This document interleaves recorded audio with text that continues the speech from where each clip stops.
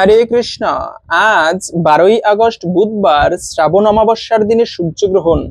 আজকের দিনে সূর্যগ্রহণ পড়েছে এবং একই সঙ্গে শ্রাবণ অমাবস্যায় অনেকে ভক্তি ভরে ইষ্টদেবের পুজো করবে, ব্রত আদি করবে। তাই আজকের এই পর্বে আমরা এই সূর্যগ্রহণের মাহাত্ম্য কথা জানবো।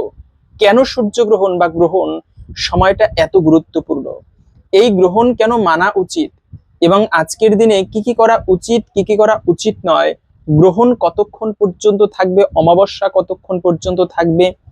তাই আসুন আগামী কিছুক্ষণ সময় ধৈর্য ধরে আজকের এই গুরুত্বপূর্ণ বিষয়গুলো আমরা জেনে নেই। আশা করছি আজকের এই তথ্যগুলো আপনাকে অবশ্যই সমৃদ্ধ করবে। ভালো লেগে থাকলে একটি লাইক করে কমেন্টে জয় শ্রীবিষ্ণু ভগবানের জয় একবার হলেও লিখে যাবার অনুরোধ জানাচ্ছি। কেননা আমরা অনেকে আছি অমাবস্যার দিনে ইষ্টদেবের পুজো করি, বিশেষ করে ভগবান শ্রীবিষ্ণু এবং মা লক্ষ্মীর পুজো অমাবস্যার দিনে করা এটি অত্যন্ত শুভ এবং বিশেষ মঙ্গলময়।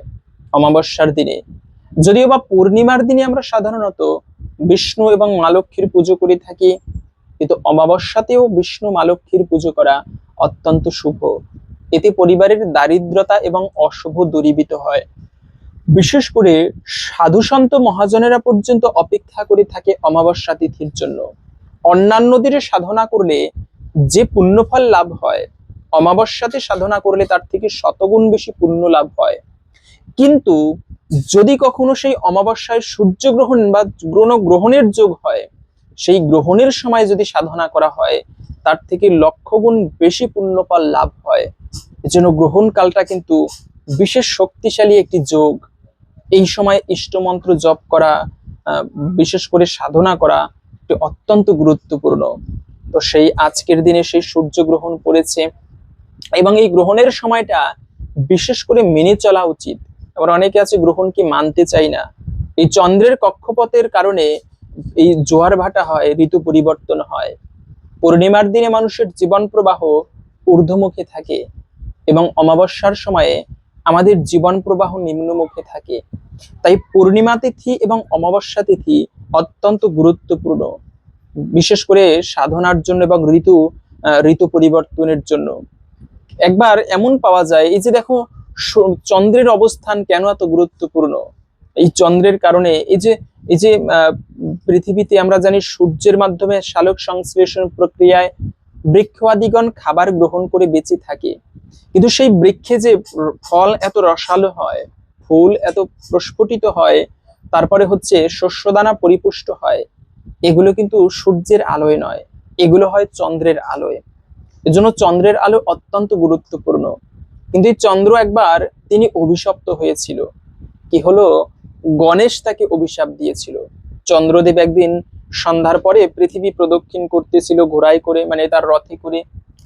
তো ওদিক থেকে সেই গণেশ তিনি কৈলাসে তার অনুষ্ঠান হয়েছে, সেখানে দেবতারা তার জন্য লাড্ডু বা মোদক নিয়ে গিয়েছিল। আর গণেশ একটু খেতে খুব পছন্দ করে। তো এবারে তিনি খেয়াল ছিল না, খেতে খেতে একটু বেশি খাওয়া হয়ে গিয়েছে। আর গণেশের পেট একটু মোটা, আমরা তো জানি পেটুক। তো এবারে খাওয়া হয়ে গিয়েছে বেশি, আর তার বাহন হচ্ছে ইঁদুর। তো তিনি ইঁদুরের পিঠে করে তার বাড়ির দিকে যাচ্ছিল কুরকুর করতে করতে। যেহেতু তার ভারী শরীর, ঠিকভাবে ইঁদুরটা বহন করতে পারছিল না। এই কাহিনী আবার সেই চন্দ্রদেব দেখে তিনি হে হে করে তাচ্ছিল্যের সহিত হেসে বলল, আরে গণেশ, তুমি এত জ্ঞানী ব্যক্তি হওয়া সত্ত্বেও তুমি এত খেলে পেটুক হলে চলবে কি করে, এমন করে তাকে পরিহাস করতেছিল। গণেশ তখন রেগে গিয়ে অভিশাপ দিল, তুমি হচ্ছে দেবতা, আর দেবতা হয়ে অপরকে উপহাস করা এটা দৈব গুণ নয়। তোমাকে আমি অভিশাপ দিচ্ছি, আজকে থেকে যে তোমাকে দর্শন করবে তার জীবনে কলঙ্ক আসবে, তোমার মধ্যে আর তেজ থাকবে না। সাথে সাথে চন্দ্রদেব নিস্তেজ হয়ে পড়ল। তখন এখন চন্দ্রের অবস্থান ঠিক নেই, পৃথিবীতে ঠিকভাবে ঋতু পরিবর্তন হচ্ছে না, জোয়ার ভাটা হচ্ছে না। তখন দেবতারা গিয়ে সেই গণেশের বন্দনা করে তাকে সান্ত্বনা করলো, আপনি কৃপা করুন, সৃষ্টিকে রক্ষা করার জন্য আপনি এই অভিশাপটা একটু লাঘব করুন। তখন গণেশ বলেছিল, ঠিক আছে, সৃষ্টিকে রক্ষার জন্য আমি চন্দ্রের অভিশাপকে লাঘব করছি, বছরের প্রতিটা দিন নয়, বিশেষ করে যদি কেউ গণেশ চতুর্থীর দিনে চন্দ্রকে দর্শন করে, তবে তার জীবনে কলঙ্ক আসবে। এজন্য ওই দিনে চন্দ্রকে দর্শন করতে নেই। এজন্য এই চন্দ্রগ্রহের কিন্তু গুরুত্ব রয়েছে বিশেষভাবে। বিশেষ করে এই অমাবস্যা তিথিতে আপনারা সাধনা করার জন্য উত্তম সময়। বাড়িতে আপনারা একটু বিশেষ করে লক্ষ্মীনারায়ণের পুজো আদি দিতে পারেন। এবং যেহেতু এটি শ্রাবণ মাস, তাই এই অমাবস্যার দিনে শিবভক্তদের কাছে একটি বিশেষ যোগ। আপনারা এই অমাবস্যা তিথিতে বাড়িতে সেই শিবের পুজোর আয়োজন করতে পারেন। ব্রত না করতে পারলেও বাড়িতে একটু কাঁচা দুগ্ধ, বিল্লপত্র, ধুতুরা ফুল, আকন্দ ফুল এগুলো দিয়ে শিবলিঙ্গের অভিষেক করতে পারেন, পুজো আদি করতে পারেন। এটিও বিশেষ শুভ এবং বিশেষ মঙ্গলময়। বাড়িতে শিবলিঙ্গের পুজো আদি করা, ধুতুরা আকন্দ ফুল দিয়ে অভিষেক করা অত্যন্ত শুভ। এবং যারা মা কালীর ভক্ত রয়েছেন তারা আপনারা এই দিনে বিশেষ করে মা কালীর সাধনা করার জন্য, যে কোনো অমাবস্যা তিথি আরো বেশি মঙ্গলময় কালী সাধনার জন্য। কেননা মা কালীর দিন হচ্ছে এই অমাবস্যার দিন, তাই এই অমাবস্যাতে আপনারা বাড়িতে মা কালীর পুজোর আয়োজন করতে পারেন যদি মা কালীর প্রতি ভক্তি থাকে। কেননা মা কালীকে বিশেষ করে জবা ফুল নিবেদন করা, ভগবানের যত প্রকার সেবা আছে তার মধ্যে একটি শ্রেষ্ঠ সেবা হচ্ছে পুষ্প নিবেদন করা। আপনারা প্রতিদিন যত ব্যস্ততা থাকুক না কেন, আমাদের প্রত্যেকের উচিত একটি ফুল মা কালী বা ভগবানকে নিবেদন করা।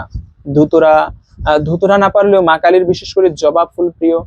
এমনও কাহিনী পাওয়া যায়, একটা ভক্ত ভগবানকে শুধু ফুল নিবেদন করে তিনি মুক্তি লাভ করতে পেরেছিল। তা হচ্ছে স্বর্গের হাতি। কেন বলছি, এই অমাবস্যা তথা সূর্যগ্রহণের বিশেষ যোগে আপনারা ইষ্টদেবকে একটু বিশেষভাবে তার প্রিয় ফুলের মালা করে তাকে নিবেদন করতে পারেন। এতেও বিশেষ সৌভাগ্য লাভ করা যায়। খুব ঘটা করে অনেক কিছু নিবেদন করতে হবে ইষ্টদেবের পুজোয় এমনটা কিন্তু নয়। নিজের হাতে মালা গেঁথে ভগবানকে নিবেদন করার মাধ্যমেও তার বিশেষ কৃপা লাভ করা যায়। যেমনটা করেছিল একটা হাতি।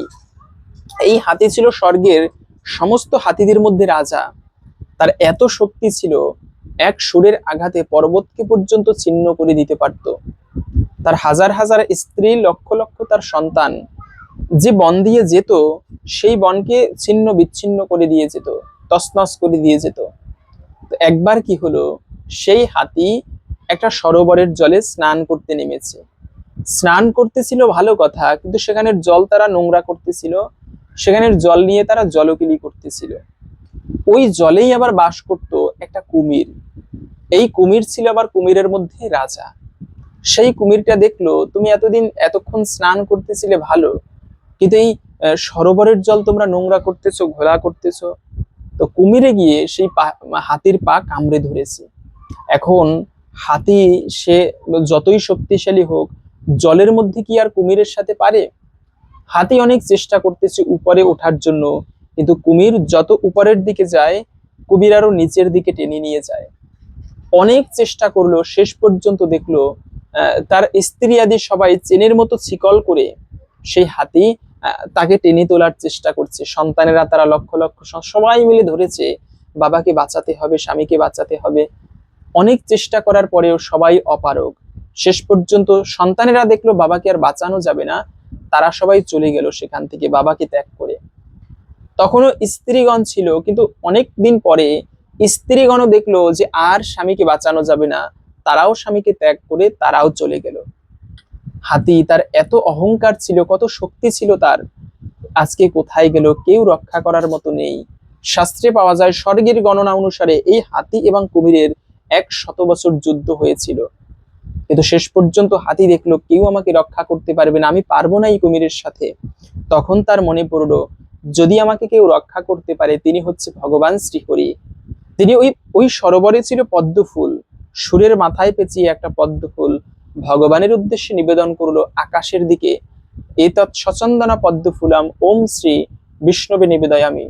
এটা বলতে দেরি, ভগবান বিষ্ণু সেখানে আসতে দেরি নেই, এসেই প্রথমে সেই কুমিরকে উদ্ধার করলো, তারপরে হাতিকে রক্ষা করেছিল।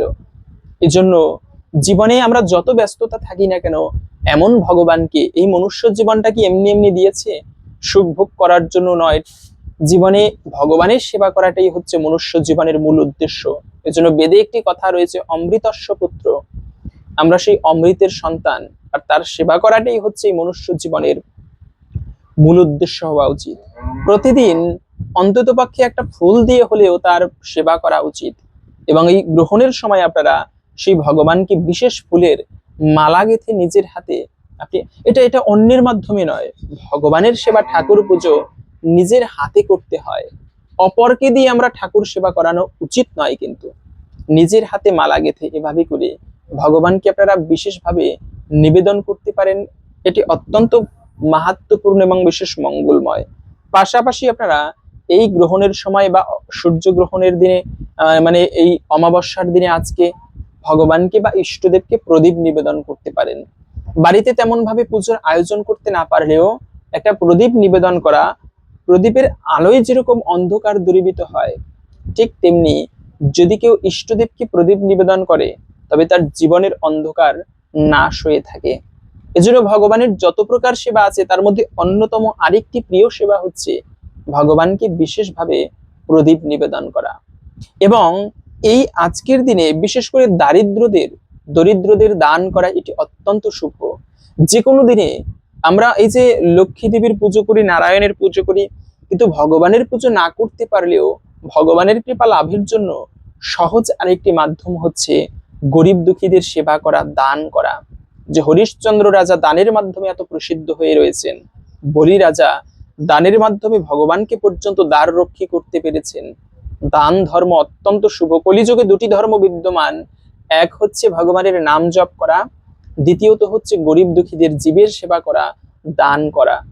বাড়িতে যদি এই শুভ দিনে কোনো অতিথি ব্রাহ্মণ আসে, তাকে খালি হাতে বিনা আপ্যায়নে ফিরিয়ে দিতে নেই, এতে ওই গৃহের অকল্যাণ হয়ে থাকে।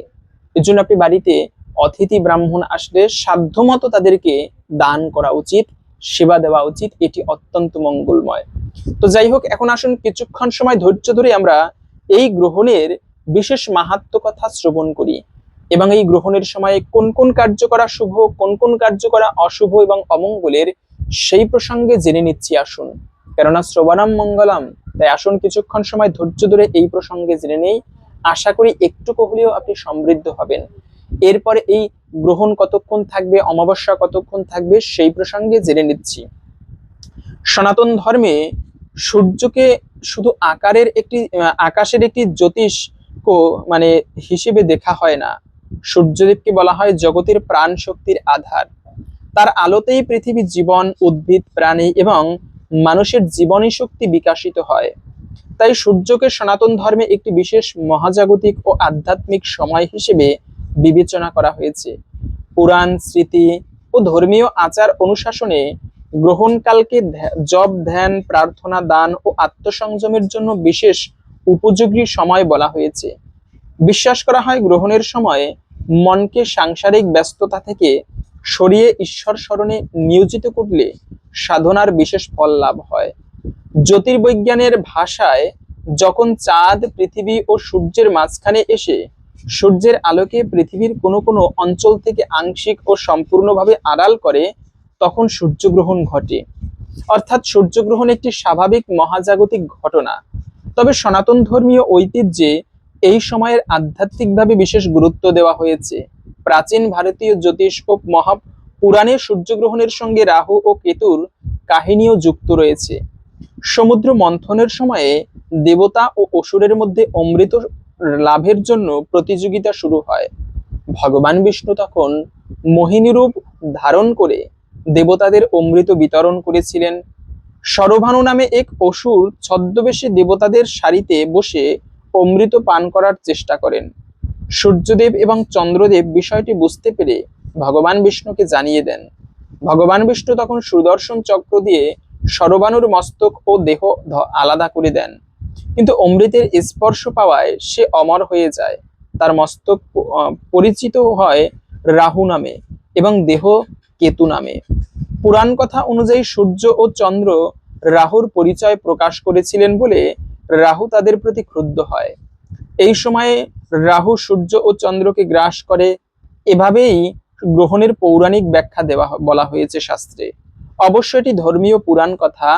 বৈজ্ঞানিকভাবে সূর্যগ্রহণের কারণ হলো চাঁদের ছায়া সূর্যের উপরে পড়ে। সনাতন ধর্মীয় বিশ্বাসে গ্রহণকাল অত্যন্ত পবিত্র সময়। এই গ্রহণের সময়ে জপ, ধ্যান, ঈশ্বরের নাম স্মরণ ও দান পুণ্যের প্রতি বিশেষ গুরুত্ব দেওয়া হয়। বিশ্বাস করা হয় সাধারণ সময়ের তুলনায় গ্রহণকালে সাধনা করা এবং জপের আধ্যাত্মিক গুরুত্ব বৃদ্ধি পায়। তাই অনেক মানুষ গ্রহণের সময় নিজের ইষ্টদেবের নাম জপ করেন, বিশেষ সাধনা করেন। এই সময় অহংকার, ক্রোধ, হিংসা, মিথ্যা ও অশুভ চিন্তা থেকে নিজেকে দূরে রাখা উচিত। গ্রহণকে আত্মশুদ্ধি এবং অন্তরের দিকে ফিরে তাকানোর একটি সুযোগ হিসেবেও দেখা যায়। ঈশ্বরের নাম জপ, গ্রহণকালে নিজের ইষ্টদেবের নাম জপ করা অত্যন্ত শুভ বলে ধর্মীয় ঐতিহ্যে মনে করা হয়। যেমন ওম নমঃ শিবায় অথবা ওম নমো নারায়ণায়। এভাবে করে নিজের ইষ্টদেবের মন্ত্র জপ করা অত্যন্ত শুভ। গ্রহণের সময় মনকে শান্ত রেখে কিছুক্ষণ ধ্যান করা, প্রার্থনা করা এবং নিজের ভুলের জন্য ঈশ্বরের কাছে ক্ষমা প্রার্থনা করাও গুরুত্বপূর্ণ। এই সময়টি মোবাইল বিনোদন বা অপ্রয়োজনীয় কথাবার্তার পরিবর্তে আত্মশুদ্ধির জন্য ব্যয় করা উচিত। সনাতন ধর্মে গ্রহণের পর দান পুণ্যের বিশেষ গুরুত্ব বলা হয়েছে। গ্রহণ শেষে সামর্থ্য অনুযায়ী অন্নদান, বস্ত্রদান, দরিদ্রকে সাহায্য, গরু ও জীবজন্তুর সেবা, ধর্মীয় বা মন্দির বা ধর্মীয় প্রতিষ্ঠানে দান করা অত্যন্ত শুভ। তবে দান যেন লোক দেখানোর জন্য না হয়, সামর্থ্য অনুযায়ী নিঃস্বার্থভাবে সাহায্য করাই মূল কথা। অনেক সনাতনী পরিবারে গ্রহণ শেষ হওয়ার পর স্নান করে পরিষ্কার পোশাক পরার প্রচলন রয়েছে। স্নানের পর পুজো বা প্রার্থনা করে ঘর পরিষ্কার করার রীতিও অনেক পরিবারের মধ্যে দেখা যায়। এবং পারিবারিক রীতি অনুযায়ী গ্রহণ শেষে পূজার স্থান পরিষ্কার করে নতুনভাবে পূজা করা শুভ। তবে মনে রাখতে হবে, এসব ধর্মীয় আচারের উদ্দেশ্য হওয়া উচিত পবিত্রতা, শৃঙ্খলা এবং ঈশ্বর স্মরণ, ভয় সৃষ্টি করা নয়। এটি ধর্মীয়, বৈজ্ঞানিক এবং এই গ্রহণের সময় খালি চোখে সূর্যের দিকে তাকানো উচিত নয়। বৈজ্ঞানিকভাবে অত্যন্ত গুরুত্বপূর্ণ এটি সতর্কতা। গ্রহণ চলাকালীন খালি চোখে সূর্যের দিকে তাকালে চোখের ক্ষতি হতে পারে। বিশেষ সূর্যগ্রহণের নিরাপদ চশমা ছাড়া সূর্য পর্যবেক্ষণ করা উচিত নয়। সাধারণ সানগ্লাস সূর্যগ্রহণ দেখার জন্য নিরাপদ নয়। গ্রহণ একটি প্রাকৃতিক মহাজাগতিক ঘটনা, তাই গ্রহণকে কেন্দ্র করে অযথা ভয় ও আতঙ্ক গুজব ছড়ানো উচিত নয়। ধর্মীয় বিশ্বাস পালন করাও অবশ্যই উচিত, কিন্তু বৈজ্ঞানিক সত্যতাকেও সম্মান দেওয়া উচিত। গ্রহণকালকে শান্ত ও আত্মসংযমের সময় হিসেবে পালন করা উত্তম। তাই রাগ, হিংসা, ঝগড়া, কটু কথা ও অশান্তি থেকে নিজেকে দূরে রাখা উচিত। তাই শুধু গ্রহণের সময় নয়, সর্বদাই সত্য ও ন্যায়ের পথে চলে সনাতন ধর্মের অন্যতম শিক্ষা। গ্রহণের মতো পবিত্র সময়কে নিজের চরিত্র সংশোধনের সংকল্প করার জন্য অত্যন্ত শুভ এবং বিশেষ গুরুত্বপূর্ণ। গ্রহণের সময়ে খাবার খাওয়া যাবে না, জল খাওয়া যেতে পারে, তবে এমন অনেক পারিবারিক ও আঞ্চলিক রীতি রয়েছে, অনেক ধর্মীয় ঐতিহ্যের অংশ, কিন্তু অসুস্থ ব্যক্তি, শিশু বা যাদের নিয়মিত খাবার ও ওষুধের প্রয়োজন, তাদের ক্ষেত্রে স্বাস্থ্যকে উপেক্ষা করা উচিত নয়। ধর্মীয় আচরণ কখনোই নিজের স্বাস্থ্যের ক্ষতির কারণ হয় না। অনেক সনাতনী পরিবারে গ্রহণের আগে খাবার খেয়ে নেওয়া হয় এবং গ্রহণকালে রান্না করা খাদ্য গ্রহণ করা উচিত নয়। আবার অনেকেই খাবারের সাথে তুলসী পাতা রাখার প্রথা প্রচলন রয়েছে। এগুলো মূলত ধর্মীয় এবং সাংস্কৃতিক ঐতিহ্যের অংশ। এভাবে করে প্রত্যেকের গ্রহণ বিশেষভাবে পালন করা উচিত। গ্রহণ শেষ হলে কি কি করণীয়? গ্রহণ শেষে প্রাতঃস্নান স্নান করতে হয়। যেহেতু এই গ্রহণ রাত্রিকালে শেষ হবে, মধ্যরাত্রে, তাই আপনারা সকালবেলা প্রাতঃস্নান করবেন এবং পরিষ্কার পোশাক পরতে হয়। স্নানের পরে পূজা স্থান পরিষ্কার করতে হয়। ইষ্টদেবের পূজা ও প্রার্থনা করতে পারেন। সামর্থ্য অনুযায়ী দান করতে পারেন। পরিবারের সকলের মঙ্গল কামনার জন্য বিশেষভাবে এই দিনে ইষ্টদেবের পুজো দিতে পারেন। নিজের জীবনের ভুলগুলো সংশোধনের জন্য ভগবানের কাছে সংকল্প করতে পারেন। তবে সবচেয়ে গুরুত্বপূর্ণ হলো গ্রহণকে ভয়ের বিষয় না বানিয়ে আত্মশুদ্ধি, ঈশ্বর স্মরণ এবং মানব সেবার একটি সুযোগ হিসেবে গ্রহণ করা উচিত। সূর্যগ্রহণ আমাদের সামনে এক অপূর্ব মহাজাগতিক দৃশ্য তুলে ধরে। বিজ্ঞান আমাদের বলে গ্রহণ কিভাবে ঘটে, আর ধর্মীয় ঐতিহ্য আমাদের শেখায় এই বিরল সময়কে কিভাবে আত্মসংযম, প্রার্থনা এবং পুণ্য কর্মের মাধ্যমে অর্থবহ করা যায়। তাই গ্রহণের সময়ে অযথা ভয় নয়, চাই ঈশ্বরের নাম স্মরণ; কুসংস্কার নয়, চাই জ্ঞান; অশান্তি নয়, চাই শান্তি; নিজের স্বার্থ নয়, চাই মানুষের কল্যাণ। গ্রহণ শেষ হওয়ার সঙ্গে সঙ্গে যেমন সূর্যের আলো আবার প্রকাশিত হয়, তেমনি আমাদের জীবনে অন্ধকারও যেন জ্ঞান, ভক্তি এবং সৎকর্মের আলোয় দূর হয়ে যায়। এই হোক আজকের সূর্যগ্রহণের প্রার্থনা। হে সূর্যদেব, আমাদের জীবন থেকে অন্ধ দূরীভূত করুন, সত্যের পথে চলার শক্তি দিন এবং সকল প্রাণীর মঙ্গল করুন। এই হচ্ছে মূলত সূর্যগ্রহণের মাহাত্ম্য কথা, এবং এই দিনে কি কি করা উচিত, কি কি করা উচিত নয়। যদিও বা বাংলাদেশ ভারতে এই গ্রহণ অদৃশ্য থাকবে, তথাপিও গ্রহণের নিয়ম আমাদের প্রত্যেকের মিলে চলা উচিত। বিশেষ করে গ্রহণের সময়ে বেশি বেশি হরিনাম জপ করা অত্যন্ত শুভ, এবং গর্ভবতী মায়েদের সাবধানতা অবলম্বন করা উচিত। যেমন গর্ভবতী মায়েরা বিশেষ করে এই গ্রহণে খাবার খেতে নেই, খাবার খাওয়া থেকে বিরত থাকা উচিত। দ্বিতীয়ত হচ্ছে শুধু খাবার খাওয়া নয়, এই সময়ে কোনো কাজকর্ম করা, কাটাকুটি জাতীয় যে কোনো ধরনের কর্ম করা থেকে বিরত থাকা উচিত। পাশাপাশি ঘুমানো যাবে কিনা অনেকের প্রশ্ন থাকতে পারে। হ্যাঁ, ঘুমাতে পারবেন, তবে হাত পা সোজা রেখে ঘুমানো উচিত। এভাবে করে গ্রহণটি আপনারা পালন করবেন। এবং গ্রহণ ভারতের সময়সূচি অনুযায়ী এই গ্রহণ আজকে রাত্র 9টা 4 মিনিট থেকে শুরু হবে, থাকবে 1টা 27 মিনিট পর্যন্ত। বাংলাদেশের সময় রাত্র 9টা 33 মিনিট থেকে শুরু হবে, থাকবে 1টা 57 মিনিট পর্যন্ত। এবং অমাবস্যা তিথি গতকালকে 11ই আগস্ট মঙ্গলবার রাত্র 2টা 8 মিনিট থেকে শুরু হয়েছে, থাকবে আজকে 12ই আগস্ট বুধবার 12টা 7 মিনিট পর্যন্ত এই অমাবস্যা তিথি থাকবে। তো আশা করছি আজকের এই পর্বটি আপনাকে সমৃদ্ধ করেছে। ভালো লেগে থাকলে একটি লাইক করে কমেন্টে জয় শ্রী লক্ষ্মী নারায়ণের জয় একবার হলেও লিখে যাবার অনুরোধ জানাচ্ছি। ভগবান শ্রী বিষ্ণুর কৃপায় আমাদের সকলের জীবনে মঙ্গল হোক, এই কামনা করে আজকের ভিডিওটি এখানে সমাপ্ত করছি। হরে কৃষ্ণ।